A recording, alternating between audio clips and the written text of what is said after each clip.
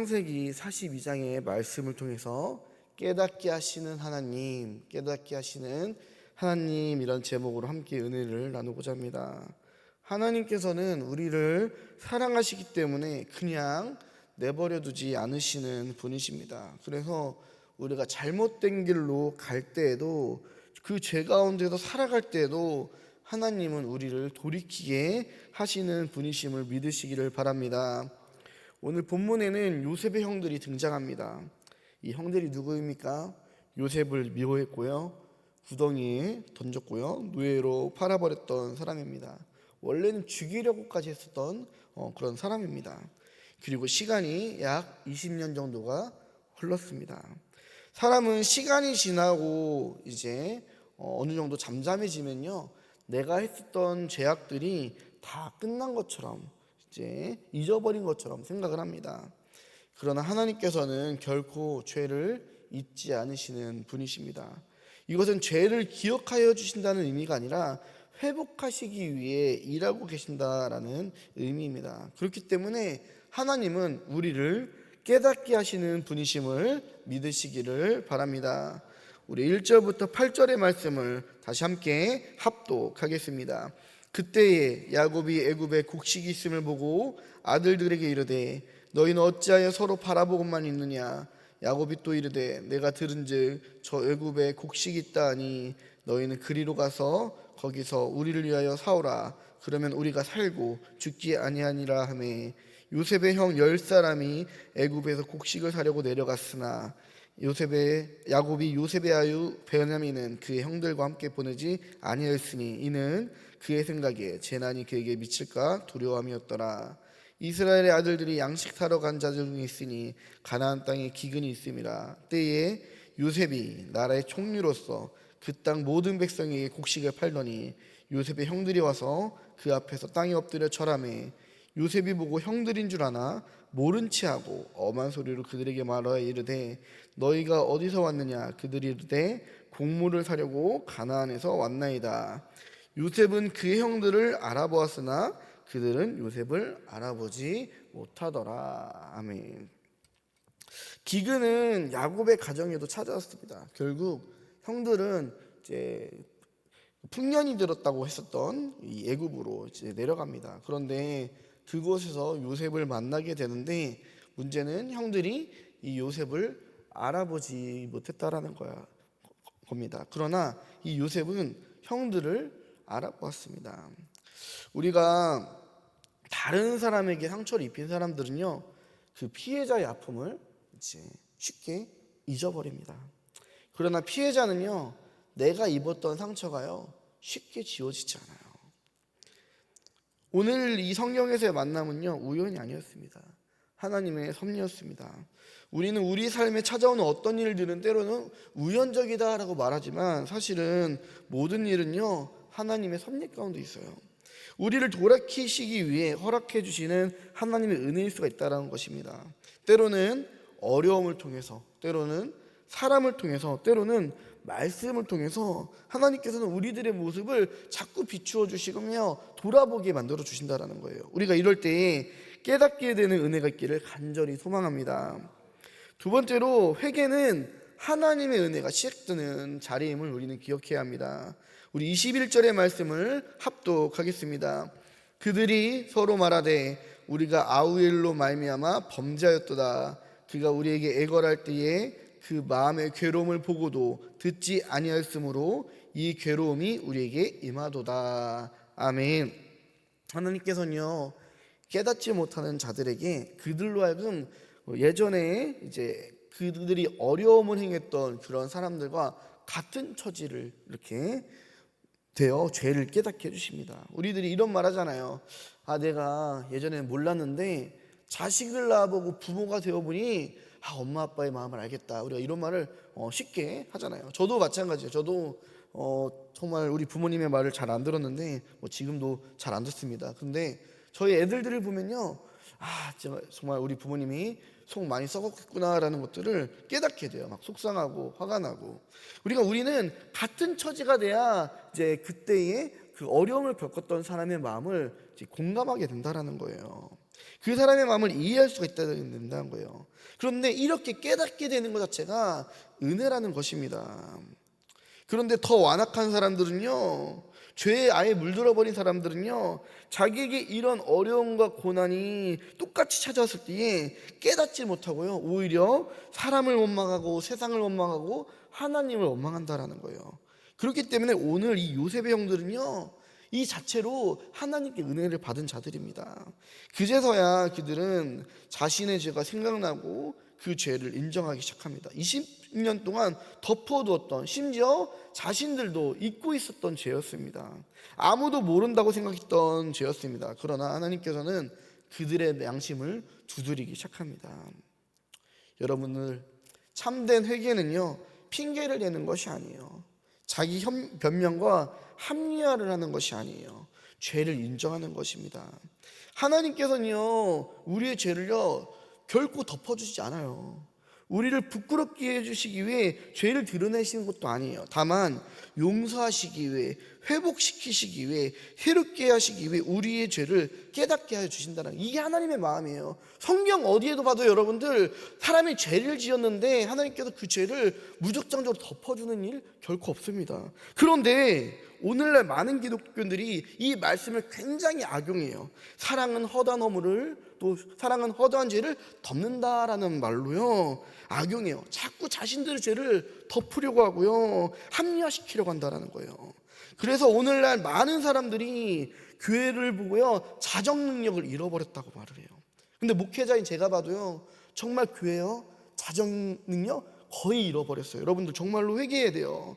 우리가 사랑과 은혜라는 이름 앞에 죄를 무조건적으로 덮고 감추려고 하고 묻어두려고 하고 해결하지 않는다라는 거예요. 아이, 교회가 은혜가 있어야지, 교회가 사랑이 있어야지, 그런 거 그냥 우리가 용서해 주자, 그냥 무작정 덮으려고 한다라는 거예요.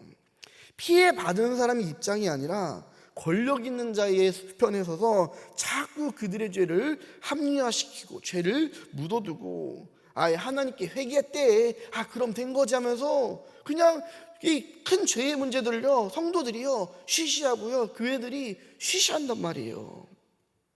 내가 상처 입힌 이웃들을요 외면하고요, 고개를 들려버려요. 하나님의 사랑이라는 이름으로 나 자신을, 교회를 합리화시켜요. 그래서 오늘날 많은 교회가 얼마나 많은 죄를 짓고도 공개적으로 사과하지 않는 일들이 번번해요. 그러나 오늘 말씀에서는요, 하나님께서 요셉의 형들에게 그들의 죄를, 20년 동안 묵은 죄들을요 생각나게 하시고 깨닫게 하시고 회개하게 하십니다. 그러므로 우리들이 죄를 숨기기보다 하나님께 내려놓는 은혜가 있기를 간절히 소망합니다. 우리 한국 감리교회의 최대 부흥의 시작이 어디 있었는지 아세요? 하디 선교사의 공개적인 죄의 고백, 자백으로부터 시작했습니다. 공개적인 회개에서부터 시작했어요. 진정한 회개는요, 먼저는 하나님께로부터지만 또 이웃에게로도 퍼져나가야 됩니다. 내가 상처 입혔던 사람, 내가 정말 이제 잘못했던 사람들, 어떤 사람, 우리가 밀양이라는 영화 보면요, 정말 알잖아요. 보신 분들 알 거예요. 그 전도연의 아이가 유괴 살해를 당했는데요, 그 유괴범이요, 옥중에서 이제 그 교도소에 있는 어떤 그 목사님의 말씀을 듣고 이제 성경을 읽게 돼요.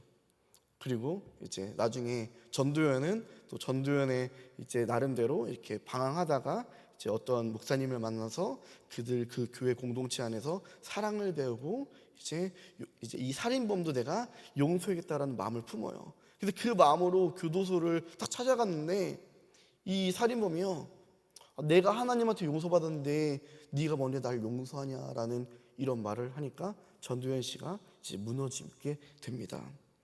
이제 이 영화가 정말 오늘날 기독교의 모습을 너무도 적나라하게 비판한 영화예요.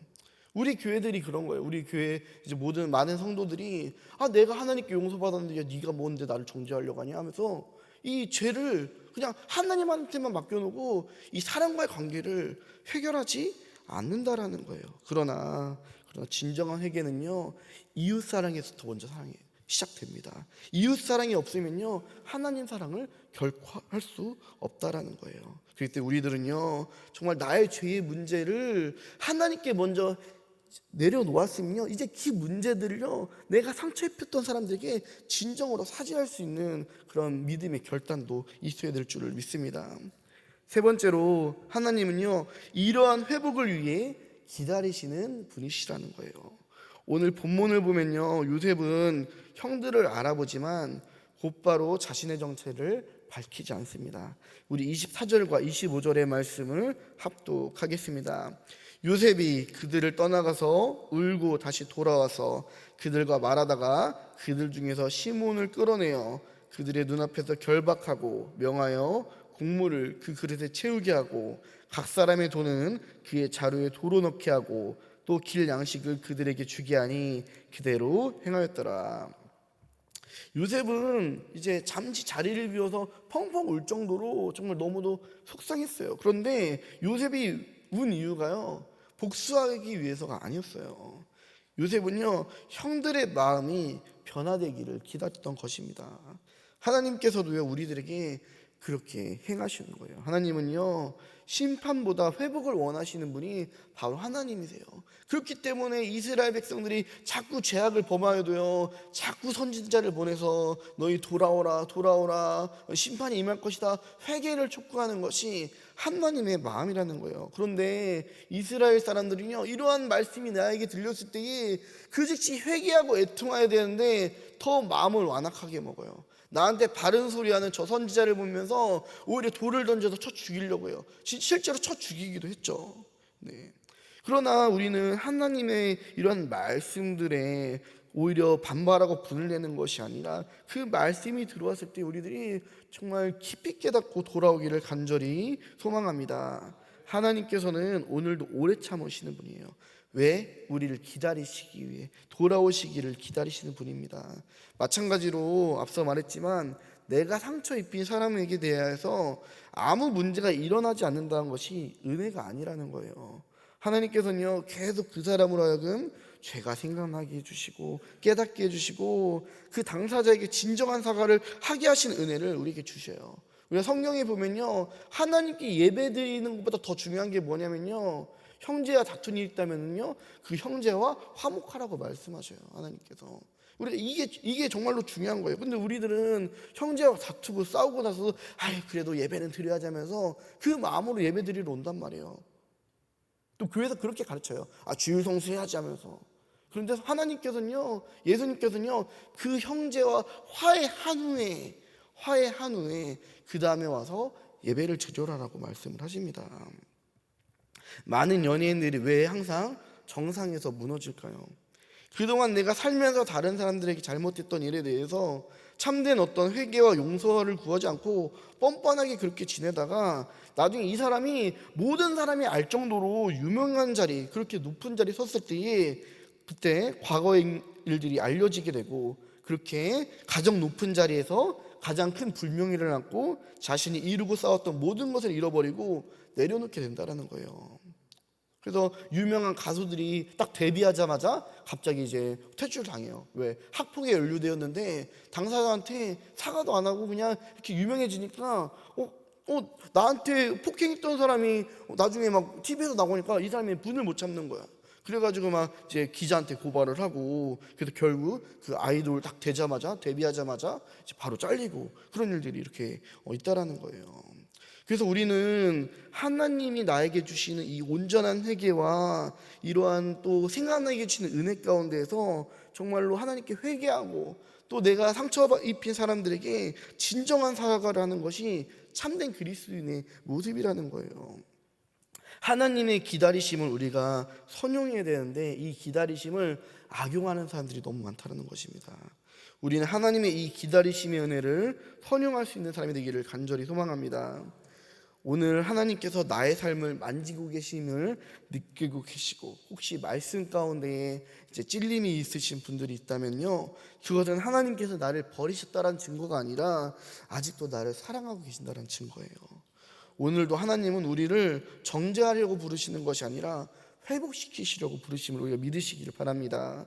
그러므로 우리들이 내 죄를 인정하며 또 하나님의 이 은혜를 의지하며 정말 회개를 통해 하나님과 더욱더 가까이 나아가며 또 이웃과의 모든 관계들을 회복하며 살아가는 우리 성도님들 되시기를 간절히 축복합니다.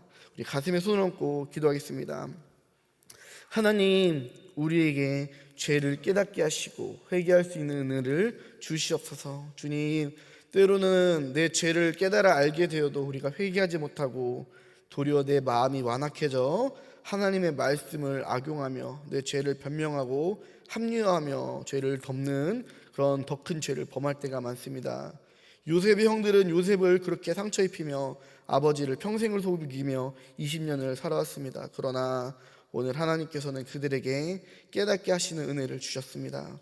오늘 우리에게도 깨닫게 하시는 은혜를 주셔서 정말로 하나님의 회개의 은혜와 기다리심의 은혜를 선용할 수 있는 사람이 되게 하여 주옵소서.